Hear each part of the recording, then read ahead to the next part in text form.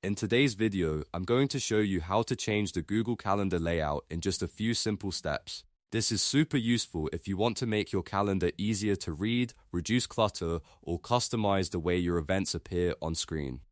Whether you prefer a cleaner view, want to hide weekends, or adjust how past events look, these settings can make Google Calendar much more comfortable to use every day.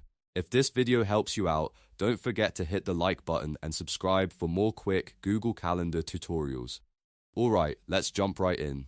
First, open Google Calendar in your browser or app. Once it loads, look toward the top right corner and click the settings icon, which looks like a gear. This is where all of the calendar customization options are stored. After the settings menu opens, go to the general section on the left side. Under general, click view options.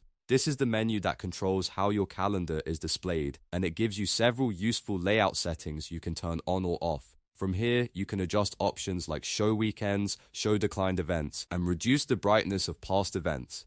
If you want a more compact view, you can turn off weekends so your calendar only shows the work week.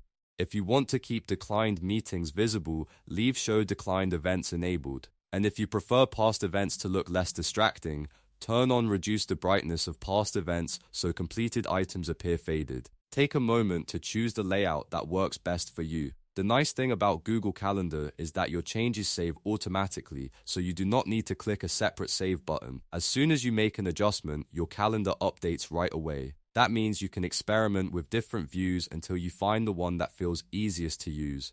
If you ever want to change it again later, just come back to the same settings menu and adjust the options anytime. And that's it, you've now learned how to change the Google Calendar layout quickly and easily. If this tutorial helped, make sure to like the video, subscribe to the channel, and turn on notifications so you never miss the next helpful guide. Thanks for watching, and I'll see you in the next one.